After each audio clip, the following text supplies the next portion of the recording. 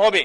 এছাড়াও আমরা যদি দেখি সাংবিধানিক প্রতিষ্ঠানগুলোকে যেভাবে নগ্নভাবে দলীয়করণ করা হচ্ছে, ইতিমধ্যে বাংলাদেশ ব্যাংকে যেভাবে দখল করা হয়েছে, যেভাবে বিসিবিকে যেভাবে এখন আর বাংলাদেশ ক্রিকেট বোর্ড এটা নাই, এটা হয়ে গেছে হচ্ছে বাপের দোয়া ক্রিকেট বোর্ডে পরিণত হয়েছে, যেভাবে দখল করা হয়েছে বাপের দোয়া ক্রিকেট বোর্ড।